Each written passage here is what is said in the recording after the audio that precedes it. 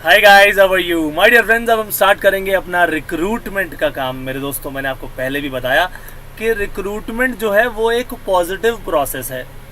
लोगों को हम अप्लाई करने के लिए एनकरेज कर देते हैं, बता देते हैं हम उन्हें कि भाई हमें ये काम है, हमें इस तरह के लोग चाहिए। और जिन जिन लोगों को लगता है कि उनके पास ये रिक्विजिट क्वालिफिकेशन है, आए और अपना सीवी, अपना ये रिज्यूमे है दीजिए हमें। तो हमने लोगों को सर्च करना है पहले। सो देखा जाए प्रोसेस ऑफ सर्चिंग है ये। उन लोगों को सर्च करना है जो हमारे प्रोस्पेक्टिव एम्प्लॉय हो सकते हैं।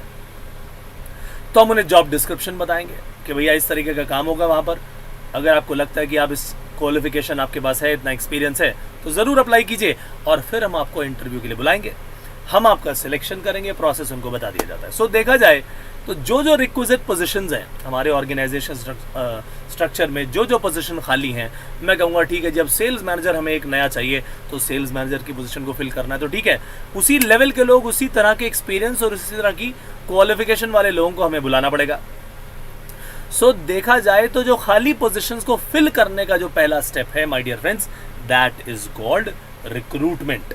रिक्रूटमेंट हम यहां पर कर रहे हैं। और ऐसी सिचुएशन में ऐसा भी हो सकता है कि भाई मेरे पास एक सेल्स का व्यक्ति पहले से मौजूद हो, बहुत बढ़िया तरीके से कई सालों से हमारे पास काम कर रहा है, उसकी बढ़िया परफॉर्मेंस है। तो हमें लगा क्यों ना एक काम करें यार, इसी को ही प्रमोट कर देते हैं, इसी को प्रमोट करके मैनेजर बना देते हैं। तो भैया हाँ, कहीं बाहर जाना नहीं पड़ा, इंटरनली काम हो गया। लेकिन मान लो ऐसा बंदा ना मिले तो बाहर जाना पड़ेगा, कोई एडवर्टाइजमेंट देनी पड़ेगी, किसी व्यक्ति के पास जाना पड़ेगा जो कि जॉब कंसल्टेंट हो। ठीक बात है कि नहीं? ऐसी एजेंसी के पास जाना पड़ेगा।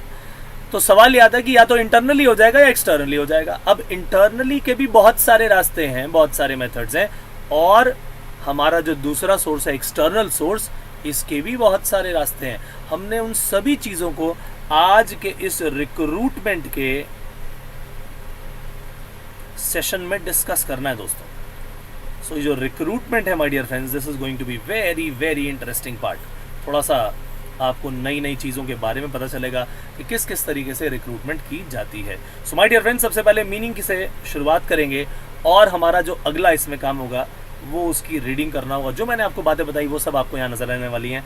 आइए ज़रा जल्दी से पढ़ लेते हैं। Recruitment is the process of what? Of searching prospective employees. देखा ना आपने क्या लिखा है? Prospective employees from various sources. जहाँ जहाँ से मिले भैया वहाँ से उन्हें ढूंढो सबसे पहले। And then encouraging them to apply for the jobs in our organisation.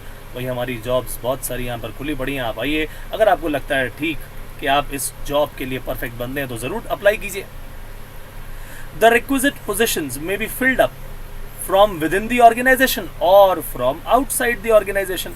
तो भैया पॉसिबल है कि हमें अपनी ऑर्गेनाइजेशन के अंदर से ही ऐसा बढ़िया सा कोई बंदा मिल जाए जिसे हमने आगे प्रमोट करके उस काम के लिए रेडी कर लिया। दस देर आर टू सोर्सेज, और हो सकता है ना मिले तो भैया बाहर जाएंगे। पहला सोर्स क्या हो गया मेरे सामने मेरे दोस्त? पहला सोर्स हो गया इंटरनल सोर्स ऑफ रिक्रूटमेंट और दूसरा हो गया external source of recruitment. So my dear friends, अपने इस सेशन में हम इन सब की बातें करने वाले हैं, सारे के सारे केसेस की, रिक्रूटमेंट की सारी बातें शुरू होंगी। आइए अब एक एक करके सबसे पहले इंटरनल सोर्स ऑफ रिक्रूटमेंट के बारे में जान लें। तो जाहिर सी बात है कि भैया मेरे पास मान लीजिए आज में बहुत सारी ब्रांचेज हैं। मान लो मैं स्टेट बैंक ऑफ इंडिया हूँ और मुझे लगता है कि भाई एक नई ब्रांच हम खोल रहे हैं, किसको भेजें? तो यहाँ पर एक बंदा जो है वो बहुत अच्छा काम कर रहा है, कई सालों से काम कर रहा है, उसे सारे एक्सपीरियंस भी हैं। तो एक तरह से उसे ट्रांसफ़र कर दो कि भाई एक नई ब्रांच हो रही है, आपको वहाँ जाके सारा संभालना है। सो देखा जाए एक तरह से मैंने उसे केवल शिफ्ट किया, प्रमोट नहीं किया। पहले भी उसकी इसी डिपार्टमेंट में यही जॉब थी, पहले भी वो बैंक मैनेजर था और आज भी वो बैंक मैनेजर ही रहेगा। पहले वो इस ब्रांच का बैंक मैनेजर था, अब वो एक नई ब्रांच का बैंक मैनेजर होगा। सो इसी तरह से ऐसा भी हो सकता है कि हमने उसे एक डिपार्टमेंट से निकाल के दूसरे डिपार्टमेंट में ले जा करके शिफ्ट कर दिया। सो देखा जाए एक डिपार्टमेंट से दूसरे डिपार्टमेंट, एक ब्रांच से दूसरी ब्रांच, या उसी जगह पर एक जॉब से दूसरी जॉब। यानी देखा जाए तो इसमें कोई तरक्की वाली बात नहीं है कि जी मेरी सैलरी बढ़ गई या मेरा कोई ओहदा बढ़ गया। ओहदा means my position. So it doesn't mean that कि मेरा कोई प्रमोशन हुआ है, मेरी कोई पोजीशन के अंदर इंक्रीमेंट आ गया, पैसा बढ़ गया, ऐसा कुछ नहीं है भाई, सब सेम है, बस जगह बदल गई आपकी, that's it. This is what is transfer. तो देखा जाए तो एक ये पोजीशन है, यहां से आप ऊपर जाते हो तो ये प्रमोशन है, नीचे जाते हो तो ये डिमोशन है, लेकिन सेम लेवल पर रहते हो, इधर से इधर चले जाते हो, एक पॉइंट से दूसरे पॉइंट पर आपको भेज दिया जाता है। This is what is transfer. Nothing is being changed so far as your salary और position is concerned, that's it. तो इसी को बोलते हैं मेरे दोस्तों ट्रांसफर। सो समझ लेना कि अगर मान लीजिए कोई गड़बड़ करता हुआ नजर आता है, आपने कई फिल्मों में भी देखा होगा कि धमकी देते हैं, अगर तुमने ऐसा काम नहीं किया तो तुम्हारा ऐसे थाने में या ऐसी जगह पे तुम्हारा ट्रांसफ़र करा देंगे कि तुम देखते रहोगे। यानी किसी व्यक्ति को जब निकालना हो या उसे डराना धमकाना हो, या फिर हम ओवर स्टाफ्ड हो जाते हैं कई बार कि यार इस ब्रांच में ज़रूरत ही नहीं है भाई, वहाँ भेजो जहाँ ज़रूरत है, तो ऐसे समय में लोगों को यहाँ से उठा के दूसरी जगह भेज दिया जाता है।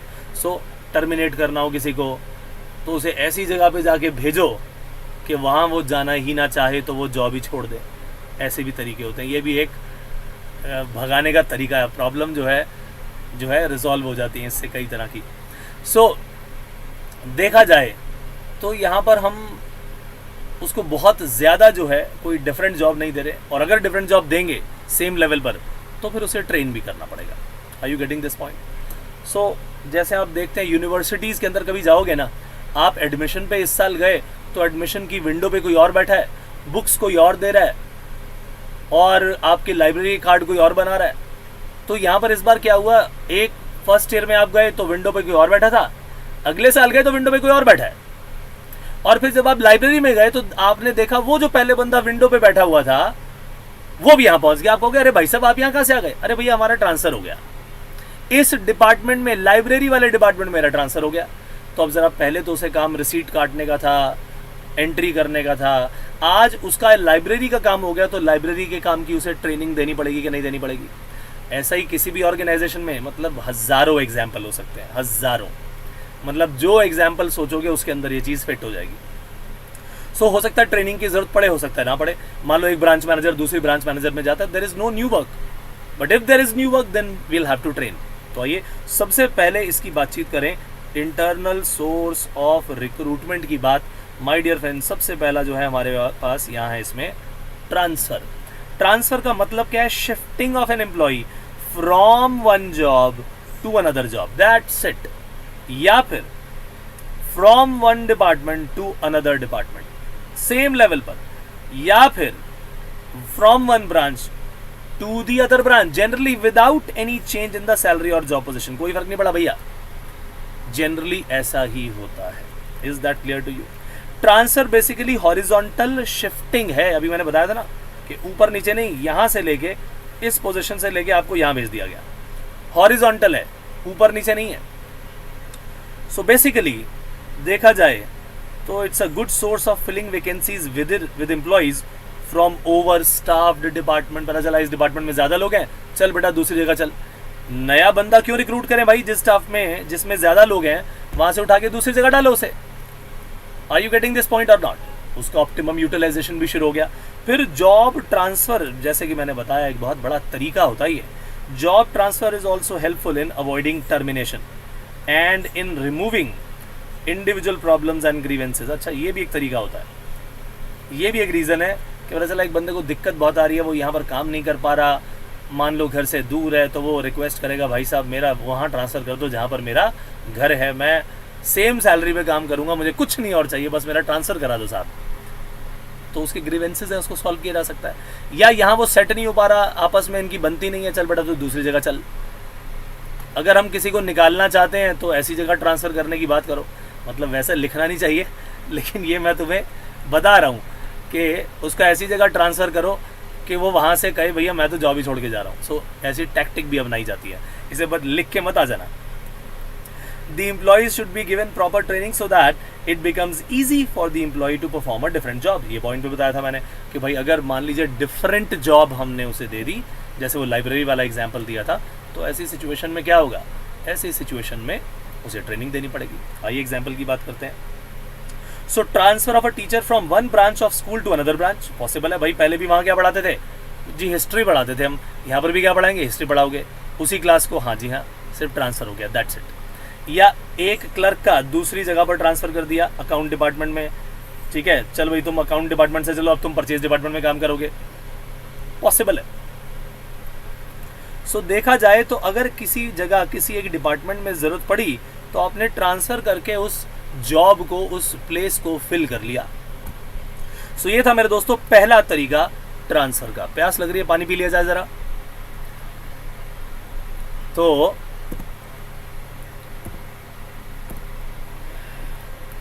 प्रमोशन ये है दूसरा तरीका, ठीक है कि नहीं। सो प्रमोशन जो है, प्रमोशन बेसिकली क्या है कि हमने शिफ्ट कर दिया लेकिन ये अपवर्ड्स किया, लोअर जॉब पोजीशन से अपर जॉब पोजीशन में, हायर जॉब पोजीशन पे, हाई स्टेटस पे हमने क्या किया, उसे हमने आगे अगले लेवल पर भेज दिया। जाहिर सी बात है भैया, रिस्पॉन्सिबिलिटी भी ज्यादा होगी, फैसिलिटीज भी ज्यादा मिलेंगी, पैसे भी ज्यादा मिलेंगे। क्यों भैया, प्रमोशन है। तो जिस तरीके से मैंने ट्रांसफर को कहा कि वो एक हॉरिजॉन्टल शिफ्टिंग है, ये प्रमोशन मेरे दोस्तों क्या है, ये है वर्टिकल शिफ्टिंग। वर्टिकल शिफ्टिंग कहीं वर्ड नजर आए तो बताओ भैया कहाँ गया, वर्टिकल आगे है, अगले में है।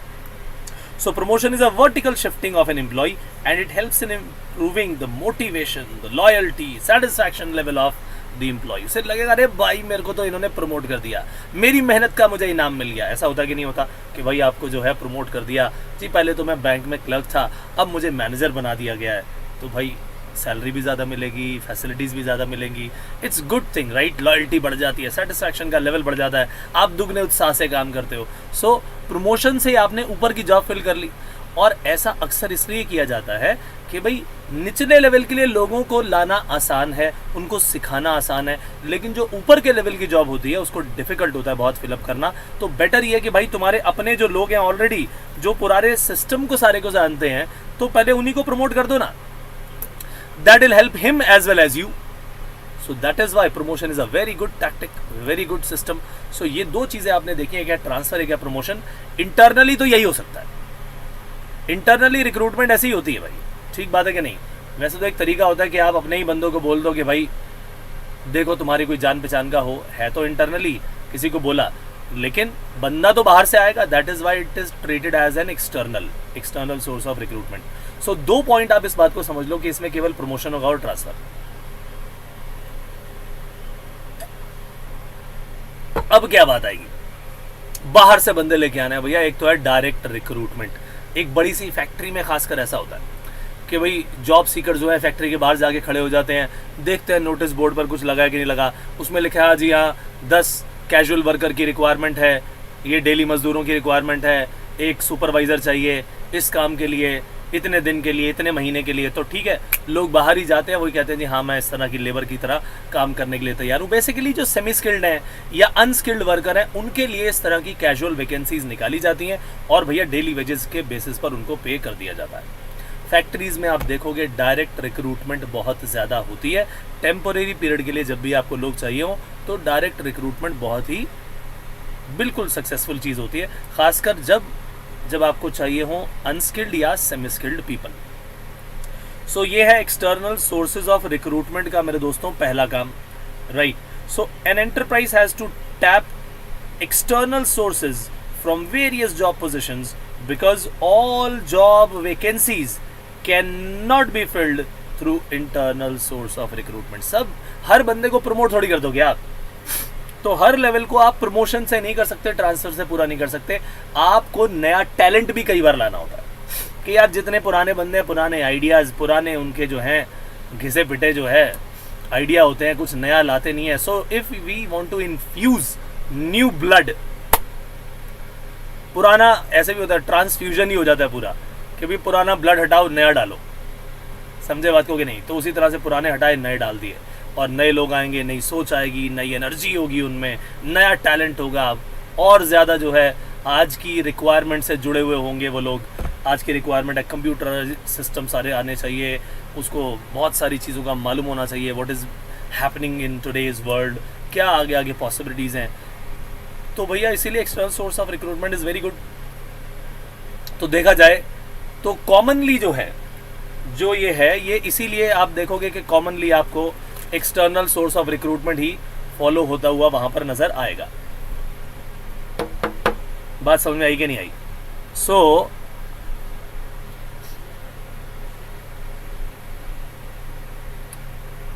ये हमारे लिए एक्सटर्नल सोर्स ऑफ रिक्रूटमेंट बहुत ही ज़्यादा हेल्पफुल होने वाला है, इस बात को आप समझ लीजिए। ट्रांसफ्यूजन है नए टैलेंट का, ठीक है, कॉमनली जो है यही चीज़ इस्तेमाल की जाती है। अब डायरेक्ट का, जैसे मैंने आपको बताया कि डायरेक्ट रिक्रूटमेंट हमारे लिए बहुत ही हेल्पफुल होने वाली है। Under direct recruitment method, a notice is placed on the notice board of the enterprise specifying the details of the job available। और लोग उसे देखते हैं, जॉब सीकर उसके आगे असेंबल हो जाते हैं, देखते हैं कि भी क्या क्या है। So job seekers assemble outside the premises of the organization on the specified date and selection is done on the spot। yes, daily basis पर भी ऐसा पॉसिबल है।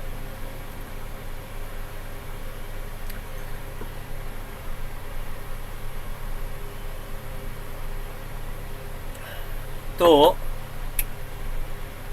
डेली बेसिस पर भी ऐसा पॉसिबल है।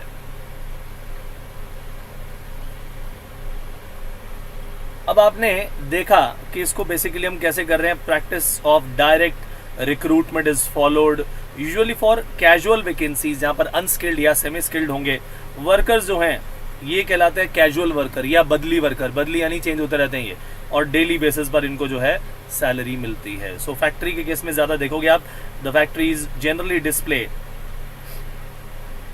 जितनी भी फैक्ट्री हैं, they generally display their daily requirement to recruit workers directly in front of the gate, and very simple and cheaper method is it? बहुत ही सिंपल, बहुत चीपर मेथड है, बहुत ही सिंपल सा, कुछ नहीं करना आपको, बस एक लगाना है आपने सामने नोटिस। फिर होते हैं कैजुअल कॉलर्स। कैजुअल कॉलर क्या है कि ये तो सिचुएशन थी जहाँ रिक्वायरमेंट थी फैक्ट्री को, ठीक बात है कि नहीं? तो ऐसे सिचुएशन में कोई भी व्यक्ति आया, अपने तरीके से वो क्या कर गया, मान लीजिए अपना सीवी छोड़ गया कि भाई अगर रिक्वायरमेंट है तो बुला लेना। अभी कोई रिक्वायरमेंट नहीं है, एम्प्लॉई बनना चाहता है वो, ठीक है, अपना सीवी दे गया। आप कहोगे ठीक है भाई देखेंगे, जरूरत पड़ी तो बुलाएंगे। या फिर आप कहते हो यार चल भाई पुराना डेटाबेस निकाल। पुराने डेटाबेस के अंदर देखो, पुराने डेटाबेस के अंदर कि कोई ऐसे एम्प्लॉइज थे जो उस समय जो हमने चूज नहीं किए थे, और वो इस समय जो है अवेलेबल हो।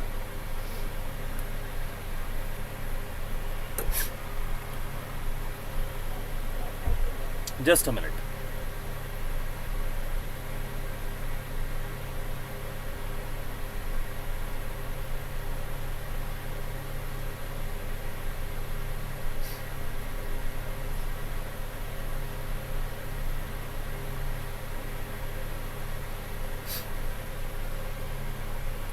सो सिचुएशन क्या है, ये है वो casual callers. Casual callers. So many reputed business organizations keep a database of candidates who had applied earlier but they were not selected। तो भाई ऐसी सिचुएशन है कि हमारे पास उनका डेटाबेस तो है ही, और अगर डेटाबेस उनका है हमारे पास तो क्या करें, उसी डेटाबेस में उनको बुलाओ, देखो उनकी ईमेल वगैरह जो है होगी या उनका फ़ोन नंबर होगा, उन्हें कॉल करो, या जो अपना लोग ऐसे ही सीवी छोड़ के चले गए थे, कैजुअल कॉलर्स थे, उनसे बातचीत करो। सो इस तरह से जॉब सीकर्स की हमने एक लिस्ट बना के रखी होती है, उनको ये स्क्रीनिंग करके जो है इनको फिल किया जा सकता है, राइट। इसमें भी कॉस्ट कम लगती है, क्यों? क्योंकि आपने किसी को बोलना नहीं बाहर किसी बंदे को कि भैया ढूंढ के लाओ, वो अपनी कमीशन लेगा। क्योंकि आप किसी व्यक्ति से कहोगे कि भैया हमारे लिए जो बंदे ढूंढो, तो भैया पैसे लेगा वो अपने, सीधी सीधी बात है। और यहाँ पर जॉब सीकर्स आपके पास खुद चल के आए थे, वैकेंसी अगर अराइज हो तो भाई साहब मुझे बता देना, तो उसी लिस्ट में से हमने उन बंदों को ढूंढ लिया, खर्चा कम आया। The major merit of this source is that it reduces the cost of recruitment workforce in comparison to the other sources, right? सो आप देखोगे रियल एस्टेट में जनरली ऐसा होता है, real estate firm wants to have effective sales executive. Firm के पास पुराना data है पुराने कैंडिडेट्स का जो लास्ट ईयर जो है उन्होंने सिलेक्ट नहीं किए थे, और ऐसी बहुत सारी लिस्ट उनके पास आ गई है अब। तो फर्म ने उनमें से 35 लोगों को सिलेक्शन प्रोसेस के लिए बुलाया कि भाई आओ ज़रा तुम्हारे इंटरव्यू लें, हमारे यहाँ अब जॉब निकली है, तो अगर आपको लगे तो भैया आओ। तो ऐसी सिचुएशन में कैजुअल कॉलर जो हैं ये हमारे लिए बहुत हेल्पफुल होते हैं। फिर आती है कहानी एडवर्टीजमेंट की। आपने देखा होगा कि मान लो जो जॉब सीकर्स है वो न्यूज़पेपर देख रहे हैं, भैया एक अलग से जो है पूरा पेज आता है, पूरे कॉलम्स आते हैं कि नौकरी के लिए यहाँ संपर्क करें, हमें इस तरह के लोग चाहिए। जैसे देखते हो ना कि एक अलग से जो है टाइम्स क्लासिफाइड करके आता है, उसके अंदर देखोगे आप कि किस तरह की जॉब्स की है, टाइम्स जॉब करके आता है। और हर एक स्टेट के अंदर इस तरह का जो भी न्यूज़पेपर है, उस न्यूज़पेपर के अंदर आप देखोगे कि ऐसे कुछ कॉलम्स आते हैं specifically on Sundays, right. So advertisement दे करके आप जॉब वैकेंसी फिल कर सकते हो, लोगों को बोल सकते हो जी अगर आप इस तरह की पोजीशन के लिए अपने आप को ठीक समझते हो तो यहाँ पर अप्लाई करो, अपना CV भेजो, रेज्यूमे हमारे पास भेजो, will call you for interview. So advertisement एक बहुत बड़ा एक्सटर्नल सोर्स है हमारे लिए। Information relating to job vacancy in newspaper or trade and professional journals is generally used when a wider choice is required. Wider choice अगर मुझे चाहिए होगी तो जनरली मैं एडवर्टीजमेंट की तरफ जाऊंगा, क्योंकि इसमें तो भैया सौयों लोग, मेरे पास 1000 भी एप्लीकेशन आ सकती है। मेरे लिए पूल जो है वो बहुत बड़ा हो गया, मेरे लिए सिलेक्शन के लिए लिस्ट बहुत लंबी हो गई। That is why this is very very important and preferred method of recruitment, external source of recruitment. Most of the senior positions of the industries are filled by this method. लेकिन आजकल तो भैया किसका ज़माना है, इंटरनेट का ज़माना है। लोग आज की डेट में ऐसा नहीं करते, आज तो भैया लिंक्डइन फेसबुक से भी होती हैं। लेकिन प्रोफेशनल जो होते हैं, मतलब पुराना वो भी ज़माना गया कि भाई naukri.com जो है या monster.com में जाके आप अपना फिल करो। आज भी ऐसा होता है, मैं ये नहीं कह रहा नहीं होता, बट लिंक्डइन जो है जिसमें आपका पूरा प्रोफाइल आपने लोड किया हुआ है, आजकल लोग लिंक्डइन के थ्रू लोगों से मिलना शुरू हो गए हैं। और उससे फ़ायदा ये होता है कि किसी को कोई कमीशन देनी नहीं है, उसके बारे में पूरा का पूरा आप जानकारी ले लेते हो। प्लस उसके जितने पुराने कनेक्शंस हैं, लिंक्डइन एक बहुत बढ़िया चीज़ इसलिए भी है क्योंकि उसके जो पुरानी जितनी भी उसके कनेक्शंस हैं वो सारे आपको वहीं पर मिल जाते हैं। आपको लगता है कि हाँ यार ये तो बहुत ही बढ़िया है, तो आप का उसी कनेक्शन में कोई अगर कॉमन कनेक्शन निकल आया तो उसका फीडबैक ले सकते हो आप।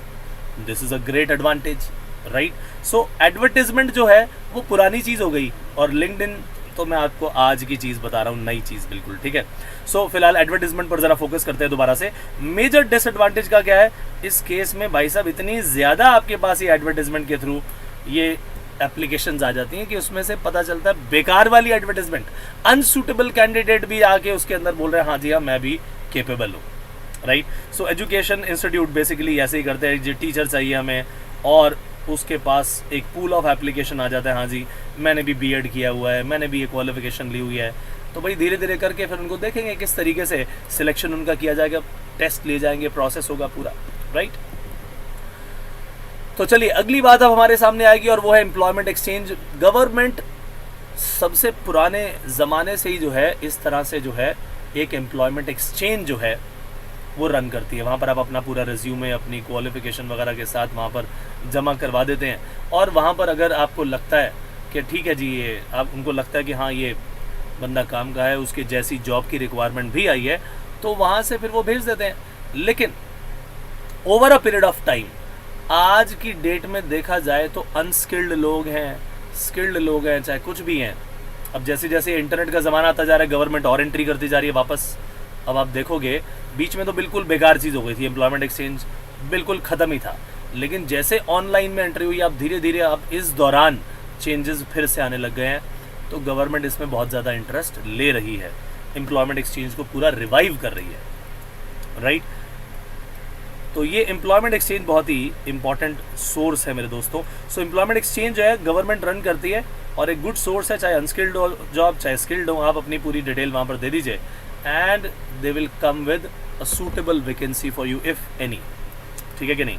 सो धीरे धीरे अब ये दोबारा पिकअप कर रहा है, but over a period of time आप समझो, मैं अगर अपनी बात करूँ, मेरे मेरी ग्रेजुएशन के समय से लेके उस समय तक तो बिल्कुल ही बेकार काम था इनका। If I talk about for example 90s 97 के बाद 98 से लेकर के 2010, इनका बहुत ही बेकार रहा, सिस्टम ही बेकार रहा, कुछ नहीं था। मतलब मैंने जब उसे फील किया, ठीक बात है कि नहीं, कि हाँ क्या यहाँ पर अच्छी तरह काम हो रहा है, बिकॉज उस टाइम हम उस दौर में थे कि भाई यहाँ पर जो है लोग जा रहे हैं, कोई दूसरा फ्रेंड जा रहा है, वो कह रहा है यार इसका कोई फ़ायदा नहीं है, ये वो बेकार चीज़ है, बिल्कुल कोई इनका जवाब नहीं आता। So that was whole old thing. लेकिन अब धीरे धीरे करके अब की बात कर रहा हूँ, वापस जो है गवर्नमेंट इसमें इंटरेस्ट लेना शुरू कर रही है कि इसको और बेहतर बनाया जाए। In some cases compulsory notification of vacancies to employment exchange is required by law. अब जैसे होता गया, कुछ फैक्ट्रीज ऐसी हैं, अब गवर्नमेंट ने किया क्या है कि नोटिफिकेशन आपको देना ही पड़ेगा, कि कुछ चीज़ें जो है तो वो गवर्नमेंट की तरफ से, गवर्नमेंट ने बहुत सारे अभी स्किल डेवलपमेंट प्रोग्राम चलाए हैं, तो गवर्नमेंट ने क्या किया, जितनी भी ऑर्गेनाइजेशंस हैं उन सबको बोल दिया कि तुम्हें तो कंपल्सरी नोटिफिकेशन ऑफ वैकेंसी हमारे पास भी देना ही पड़ेगा। तो अब उससे फ़ायदा क्या होगा कि जो लोग इनके पास ऑलरेडी गवर्नमेंट के पास अवेलेबल है, गवर्नमेंट उनको रेफर करेगी कि भैया इनसे बात करो, हमने स्किल करके इनको सर्टिफिकेट करवा के इनको दिया है, जैसा आपको काम चाहिए वैसे इसको ऑलरेडी आता है, तो आपका भी फायदा और हमारा भी फायदा है। गवर्नमेंट को इसमें कुछ चाहिए नहीं, आपको कमीशन नहीं देनी पड़ेगी, और गवर्नमेंट ने जिन लोगों को जॉब देने के लिए एफर्ट किए हैं वो एफर्ट साकार हो जाएंगे। गवर्नमेंट ने से कोई प्रॉफिट थोड़ी कमाना है, लेकिन अगर आप किसी जॉब कंसल्टेंट के पास जाओगे तो भैया वो पैसे लेगा पूरे, से यस और नो। तो ये है सिचुएशन। तो अब देखो ये वाली बात जो मैं आपको बता रहा था वही वाली आ गई कि जो एम्प्लॉयमेंट वाले जो रिकॉर्ड्स हैं वो भाई इतने पुराने हैं कि उनको अपडेट किया नहीं, और कैंडिडेट्स जो हैं उनको अगर कभी रेफर भी किया गया तो that was not found to be suitable. But अब धीरे धीरे इसके अंदर भी आप देखोगे कि तरक्की होगी, क्योंकि एक्शन नज़र आ रहे हैं अब गवर्नमेंट के। जब एक्शन नज़र आने लग जाए, गवर्नमेंट कुछ कर रही है, कुछ शुरू किया है, तो बस ठीक है फिर, क्योंकि शुरू करना इंपॉर्टेंट है। अपने ज़माने में हमने देखा कि शुरुआत की कोई न्यूज़ ही नहीं आती थी कि कुछ ऐसा कर रहे हैं, तो भाई जब शुरुआत ही नहीं होगी तो आगे काम क्या होगा? कम से कम यहाँ शुरुआत तो हो रही है, कुछ तो होगा। So government school has notified employment exchange की भी हमारे यहाँ अवेलेबिलिटी ऑफ वैकेंसीज है, तो अब स्कूल के अंदर गवर्नमेंट स्कूल की जॉब्स अगर होंगी वो तो फिर इसी रास्ते से जाती हैं, तो गवर्नमेंट कम से कम अपने एरिया में तो लोगों को जॉब्स इस तरीके से देती ही है, राइट। तो ये था हमारा एम्प्लॉयमेंट एक्सचेंज का काम। अब आती है कैंपस रिक्रूटमेंट, जो भाई साहब over a period of time one of the favourite बन गई थी, खासकर आईटी कंपनीज की। आईटी कंपनीज ने और बड़े बड़े जो और भी जैसे एमबीएज हैं भाई साहब, आईएम अहमदाबाद है, या मान लो कोई भी, मतलब जितने भी आईएम्स हैं या जितने आईआईटीज़ हैं, तो आपको पता है कि भाई मुझे जो है यहाँ पर टेकी बंदा कोई चाहिए, जो सॉफ्टवेयर प्रोग्रामर हो, ये हो वो हो, उसको ये सब आता हो, मैनेजमेंट आती हो, टेक्नोलॉजी आती हो, तो लोग जो भी अपनी जॉब्स को फिल करने के लिए सीधा वहीं रिक्रूटमेंट करने जाते हैं। तो पहला तरीका वहीं से है कि भैया आप कॉलेज में जाओगे, कॉलेज के अंदर अभी फ्रेशर्स आएंगे, उनको आप कम सैलरी में भी रख सकते हो, उनका वो वही वाली बात है, न्यू आइडियाज़, फ्रेश ब्लड, कुछ वो करना चाहते हैं और आप भी उनको लेके आते हो। तो एमबीए कॉलेजेस में जाओ, आप आईआईटीज़ में जाओ, टेक्नोलॉजी अगर आपकी कंपनीज़ हैं तो भैया वहाँ से आप बंदों को लेके आओ, इंजीनियरिंग कॉलेजेस में जाके इंजीनियरिंग बैकग्राउंड वाले बंदों को चुन के लाओ। सो कैंपस रिक्रूटमेंट जो है वो over a period of time बहुत बड़े लेवल पर उसने काम किया। तो जितनी बड़ी बड़ी कंपनीज है वो कैंपस रिक्रूटमेंट में बहुत इंटरेस्टेड होती हैं, और ये समझ लो कि one of the favourite external source of recruitment है कंपनीज का ये।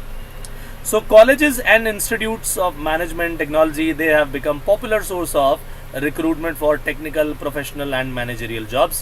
This is very, very important. Many big organizations maintain a close liaison, yani close contact with the universities, vocational schools, management institutes to recruit qualified personals for the job. उनके पास भले experience नहीं होगा लेकिन idea बहुत होंगे, और इस दौरान वो कई जगह इंटर्नशिप में भी गए होंगे, छोटी छोटी ट्रेनिंग्स ली होंगी, 6 महीने की, 3 महीने की, 2 महीने की, तो उनसे भी उनका दिमाग डेफिनेटली चलता है ज़्यादा।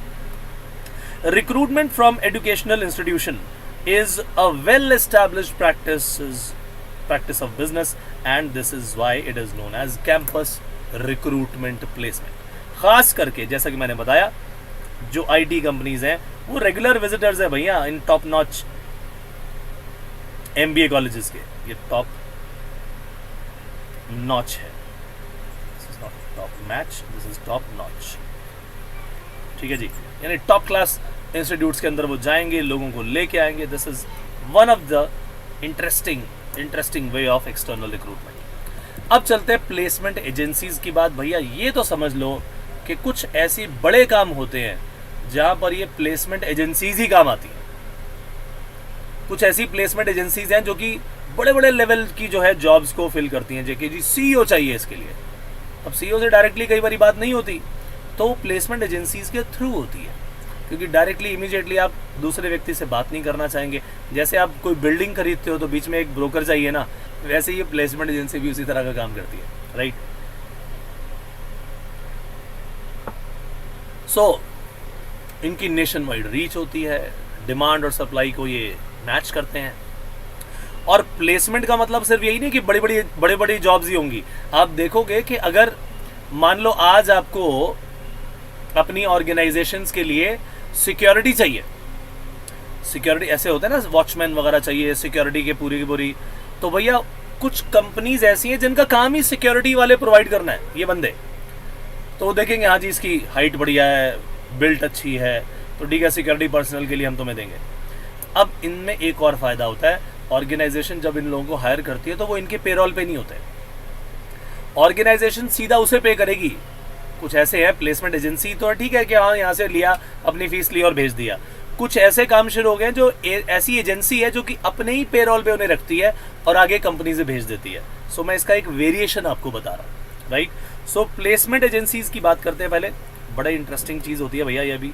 Placement agencies provide nation wide services of matching demand and supply of workforce. Very interesting. These agencies invite biodata या रिज्यूमे कह लीजिए जॉब सीकर्स का और अपने पास वो सूटेबल क्लाइंट्स को दिखाती हैं कि हाँ भाई हमारे पास ये लोग हैं। इस काम के लिए वो अपनी फीस चार्ज करती हैं और जैसे ही उनकी स्क्रीनिंग हो जाती है, एक फ़ायदा और ये देती हैं कि जो पहले लेवल का जो टेस्ट वगैरह है, पहले लेवल की स्क्रीनिंग है, वो जो है वो यहीं से निपट जाती है। क्योंकि आपकी सबसे बड़ी प्रॉब्लम क्या है कि भैया हम अगर लोगों के टेस्ट लेना शुरू कर देंगे, लोगों के इंटरव्यूज लेना शुरू कर देंगे, उनके रेज्यूमेस देखना शुरू कर देंगे, तो हमारा टाइम कितना वेस्ट होगा, दिमाग कितना वेस्ट होगा भाई, हमें उससे बचना है। तो जो प्रीलिमिनरी स्क्रीनिंग है वो भी हो गई और उसकी पूरी डिटेल भी तय हो गई। पुराने भैया आधार कार्ड ले आओ, ये सब ले आओ, पुरानी उसकी डिटेल निकालनी है, इन्होंने सब कर लिया।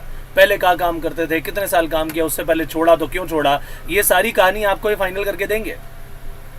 तो अगर ये सब एक्सटेंसिव स्क्रीनिंग का काम यही लोग आपके लिए कर देंगे तो जरा सोचो कि आपका समय कितना बच गया मेरे दोस्तों। दैट इज वाई ये भी जो है एक बड़ा ही पॉपुलर मेथड है। A leading media house has decided to recruit capable employees through a contract with placement agency. ये आप ढूंढो जी हमारे लिए, और ये एजेंसी जो है डेटा अपने पास रखती है, यूजफुल लिंक जो है ये प्रोवाइड करेगी कंपनी को कि ये हमारे लोग हैं, ये उनका बायोडेटा है, ये रिज्यूमे है, ये बंदा पहले यहाँ काम करता था और ये इसकी खासियत है, ये आपके इसके लिए बहुत बढ़िया रहेगा। तो प्लेसमेंट एजेंसी बेसिकली आपका मैक्सिमम काम करके दे देती है और उसके बाद बस आपको इसके इंटरव्यू रखने हैं। टेलीफोनिक इंटरव्यू आजकल होते हैं, उसके अलावा आपके फेस टू फेस इंटरव्यू के लिए बुला सकते हो। So there are lot of things which are possible. आज की डेट में तो जूम कॉल हो जाती है, आज की डेट में आप गूगल मीट पे आप ये काम कर लेते हो, डुओ पे कॉल हो रही है भैया, फेसबुक कॉल हो रही है और उस पर इंटरव्यूज होने हैं। सो टेक्नोलॉजी की तो इस वक्त जो है आपने इंतहा कर रखी है, जैसे मर्जी आप जो है किसी भी तरीके से सब आज कम्युनिकेशन के मेथड्स अवेलेबल हैं, यू कैन डू एनीथिंग। सो इतने बढ़िया युग में आप पैदा हुए हो कि आप ऑलरेडी टेक्नोलॉजी को आगे बढ़ता हुआ देख रहे हो। Are you getting this point? So this is very very important for you people. So management consultant जो है ये प्लेसमेंट एजेंसी से और ऊपर के लेवल के हैं। Are you getting this point or not? So मैंने जो प्लेसमेंट एजेंसीज की बात की थी, यहाँ पर जनरली वर्कफोर्स वाले लोग आएंगे, जैसे मैंने आपको बता दिया था, ठीक है। लेकिन कुछ ऐसी एजेंसीज हैं जो भैया मैनेजरियल लेवल का ही काम करती हैं बस, जैसे मैंने सीईओ की बात की थी। तो एक प्लेसमेंट एजेंसी हो गई कि मिडिल लेवल के हो गए, लोअर लेवल के हो गए, और मैनेजमेंट कंसल्टेंट केवल ऊपर के लेवल के, जो टेक्निकलिटीज़ वहाँ चाहिए हों, बड़े हाई लेवल के बंदों से बातचीत करनी हो, तो भैया वहाँ पर टॉप लेवल और मिडिल लेवल के जितने भी एग्जीक्यूटिव की रिप्लेसमेंट है, अगर वो प्लेसमेंट वगैरह है, वो सारे के सारे काम यहाँ पर होंगे। Is that very clear? So एक थे प्लेसमेंट, जैसे मैंने आपको वाला एग्जाम्पल दिया, क्या नाम है, ये सिक्योरिटी गार्ड्स वाला, लेकिन उसके ऊपर जाते हैं तो मैनेजमेंट कंसल्टेंट आ गए, समझ गए? ये है मिडिल के लिए और टॉप के लिए। सो मैनेजमेंट कंसल्टेंसी जो है ये क्या करती है, ऑर्गेनाइजेशन को मैनेजरियल पर्सनल, टेक्निकल पर्सनल को लाने में मदद करती है। और ये लोग स्पेशलाइज्ड होते हैं किस तरह के लोगों में कि जी हमें टॉप लेवल के बंदे लाने हो तो हमें बताना, मिडिल लेवल के बंदे लाने हो तो बताना, हम केवल उन्हीं में डील करते हैं। सो इसका मतलब क्या है, ये भी लोग जो है अपने लेवल पर एडवर्टाइजमेंट करते हैं, अपने लेवल पर बहुत सारे लोगों को बिठाते हैं, बात करवाते हैं, तो इनके तो मतलब हाई लेवल के इंटरव्यूज पहले ही हो जाते हैं। अपने लेवल पर ये भी बहुत बड़ा काम कर रहे होते हैं, ठीक है कि नहीं। तो जब ये इंफॉर्मेशन पूरी की पूरी निकाल लेते हैं तो समझ लो कि आपने कहा जी हमें सीटीओ चाहिए, चीफ टेक्निकल ऑफिसर चाहिए, हमें पूरी हमारी सॉफ्टवेयर कंपनी है, तो भैया ये लोग उसकी पूरी डिटेल निकाल के लाएंगे, पूरी जन्मपत्री कि इसने क्या क्या किया, कहाँ कहाँ आगे बढ़ा, क्या क्या इसकी अचीवमेंट थी। सिर्फ वो नहीं जो कि उसके रेज्यूमे में लिखी हैं, जितने कनेक्शन है सबके ढूंढ ला लेंगे और उसके बाद जो है ये लोग आपको अप्रोच करेंगे। So ABC information system is working to appoint a chief technical officer and they have decided to hire services of a management consultant for this purpose. Is that very very clear to you? So ये जो है ये CEO के लिए भी हो सकता है, सीएमओ के लिए भी हो सकता है, तो बड़े लेवल के लोग जो है वो हायर करने में आपकी हेल्प करते हैं। अब फिर आती है बिल्कुल अनस्किल्ड लोग, लेबर कॉन्ट्रैक्टर, जो डेली के आपको बंदे चाहिए, ये वो है अनस्किल्ड वर्कर्स चाहिए एट शॉर्ट नोटिस। तो एक तो आपने फैक्ट्री के बाहर लगा दिया था, अब भैया कई बार फैक्ट्री के बाहर लेबर नहीं आ रही, तो लेबर कॉन्ट्रैक्टर को बोल दिया हाँ जी बिल्डिंग कंस्ट्रक्शन हो रही है, इतने अनस्किल्ड लोग चाहिए, तो भैया वो लेबर कॉन्ट्रैक्टर जो है एक कुछ अपना अमाउंट लेगा और वो डेली वेज अर्नर को अपनी जेब से ही पैसा दे देगा। तो उसको एक हमने लमसम अमाउंट बोल दिया, उसने उसमें से सारे लोगों को बांट दिया। ये लेबर कॉन्ट्रैक्टर का काम होता है, ठीक है। ये जहां भी जाता है अपनी लेबर को इधर उधर जहां भी भेजना होता है लेबर को भेज देता है। तो लेबर बेसिकली इनसे कॉन्टैक्ट करती है। Is that very clear?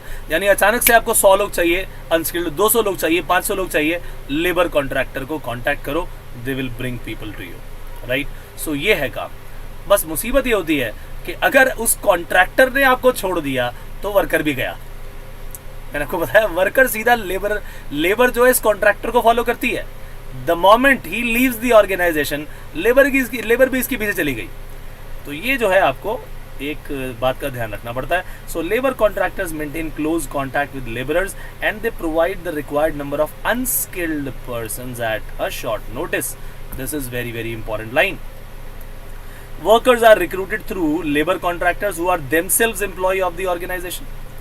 ठीक बात है कि नहीं? So लेबर कॉन्ट्रैक्टर को जो है आपने मान लो अपना एम्प्लॉय बना लिया। ऐसा भी पॉसिबल है कि जी ये लेबर कॉन्ट्रैक्टर हमारा एम्प्लॉय है, हम हमसे फिक्स पैसा देते हैं और उसके बाद जो है ऐसी भी पॉसिबिलिटी है। बट लेबर कॉन्ट्रैक्टर अपने वर्कर्स जो है उसके अंदर जो काम कर रहे हैं उन्हीं को लेके आ रहा है। Is that very clear? इस बात को आपने समझना। और डिसएडवांटेज मैंने आपको बता दी। इसकी खतरनाक डिसएडवांटेज ये है कि भैया अगर कॉन्ट्रैक्टर छोड़ के गया तो समझ लो कि वो वर्कर भी आपके पास से गया। Is that very very clear to you?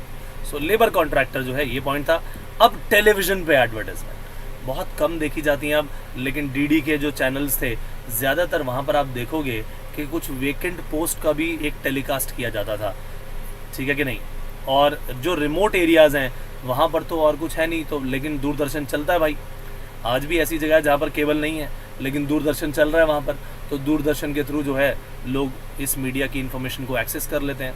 लेकिन over a period of time ये ख़त्म सा हो गया, मान के चलो। मतलब अगर आप सोचोगे कि इसकी एग्जिस्टेंस तो नेग्लिजिबल है, but because it is one of the way, that is why we are going to discuss it. तो भाई आज की डेट में तो इंटरनेट जो है इतना तेज़ी से चल रहा है कि ये सब चीज़ें बेकार होती जा रही है, ठीक है कि नहीं। So it is a practice of telecasting weekend post over TV, जैसे दूरदर्शन या दूसरे चैनल हो गए। और दिस सिस्टम मैंने आपको बताया ये रिमोट एरियाज़ में हेल्पफुल होता था जहाँ पर मीडिया नहीं होता था। लेकिन over a period of time जैसे जैसे इंटरनेट बढ़ता चला जा रहा है तो भैया इसकी कहानी पूरी तरह से ख़त्म होती जा रही है। It's importance is gone now. अब आज की डेट में अगर आप बात करोगे भैया तो ये है तुम्हारे सामने इंटरनेट। सबसे ज़्यादा तेज़ी से आज की डेट में यही चल रहा है। स्पेसिफिकली डिज़ाइंड है वेबसाइट, यानी आपने वेब पब्लिशिंग कर दिया। यहाँ पर हमारी ऑर्गेनाइजेशन का काम ही यही है कि जॉब दिलवाना। तो naukri.com है, कुछ क्विकर पर भी आप देखोगे, जॉब स्ट्रीट है, मॉन्स्टर है, ये सारे काम करते थे। लेकिन मैंने आपको लेटेस्ट जो बताया जो आज की डेट में चलता है वो है लिंक्डइन, ठीक है कि नहीं। लिंक्डइन जो है आज की डेट में सबसे आगे है। और ख़ासकर इन पोजीशंस को फिल करने के लिए इसका तो ज़बरदस्त तरीके से इस्तेमाल किया जा रहा है। तो over a period of time आपको भी इसकी ज़रूरत पड़ेगी, इसलिए बता दिया मैंने। प्रोफाइल बना लेना इस पर। सो इंटरनेट एक कॉमन सोर्स है आज की डेट में रिक्रूटमेंट का सबसे इंपॉर्टेंट, और कुछ ऐसी वेबसाइट्स है जिनको स्पेसिफिकली डिज़ाइन किया गया है। They are dedicated for the purpose of providing information of job seekers as well as job opening. अगर जॉब ओपनिंग भी है तो भी उसको बताएंगे ये लोग, राइट। सो ये कॉमनली नोन है, हर कोई जो एम्प्लॉयज़ भी और ऑर्गेनाइजेशन दोनों अपनी अपनी, जो ऑर्गेनाइजेशन है वो रिक्वायरमेंट डाल देती है और जो एम्प्लॉई है वो अपना पूरा का पूरा रिज्यूमे डाल देता है। तो ये जो है यहाँ से मैच करा दिया जाता है। तो भैया बहुत ही ज़बरदस्त चीज़ है ये। आज की डेट में आप देखोगे कि भाई फेसबुक पे भी ये सब काम हो रहे हैं, फेसबुक पे भी ये काम हो रहे हैं भाई। छोड़ा किसी चीज़ को नहीं जा रहा, ये मत सोचना किसी चीज़ को बख्शा जा रहा है, हर एक चीज़ का इस्तेमाल किया जा रहा है ऑनलाइन में, राइट। तो ऑर्गेनाइजेशन को इसी तरीके से चलाया जाता है भाई। फिर एक जो चीज़ मैंने आपको पहले बताई थी कि भैया हमारे अंदर के लोग ही जो है रिकमेंडेशन दे देते हैं। अच्छा, अरे सर हमारा भाई है वो इस जॉब के लिए बढ़िया रहेगा, क्या उसको इंटरव्यू के लिए बुला लूँ? ठीक है भैया बुला लेना। एक फ़ायदा ये होता है कि उसका एक लिंक मिल गया, हमें उसका बैकग्राउंड पता लग गया। अपने एम्प्लॉय को तो जानते ही हैं, एक तरह से एक उसकी गारंटी टाइप मिल जाती है कि हाँ बंदा विश्वास वाला होगा, कुछ गड़बड़ नहीं करेगा। तो कोई बंदा कहेगा जी मेरे चाचा का बेटा है, मेरे ताया का बेटा है, वो भी है, या मेरा भतीजा है, या मेरा कुछ है, कुछ भी जो भी मर्जी बोले, what ever, but because of those recommendations कई बार हम जो है क्या करते हैं, इस तरह की जॉब्स को फिल करने का प्रयास करते हैं। So applicants introduced by present employees या उनके फ्रेंड हैं, रिलेटिव्स हैं, वो उनको रेफर कर सकते हैं। This reference game is very very important. Such applicants are likely to be good employees because their background is sufficiently known, उनको पहले ही पता है। और इसी तरह से एक जो प्रीलिमिनरी स्क्रीनिंग होती है कि बंदा ठीक है कि नहीं, भैया वो काम तो सारा आपके प्रेजेंट एम्प्लॉय ने ही कर डाला। सो ये एक फ़ायदा होता है, कैंडिडेट का भी फ़ायदा हो गया, कंपनी का भी फ़ायदा हो गया। सो माय डियर फ्रेंड्स, ये सारे के सारे थे internal and external sources of recruitment. This was very very important topic. ये काम दोस्तों हमने किया समाप्त। इसकी मेरिट्स हैं, डीमेरिट्स हैं, दोनों मेथड्स की, that we need to do, but that will be done in our next session. Till then take care, goodbye and God bless you.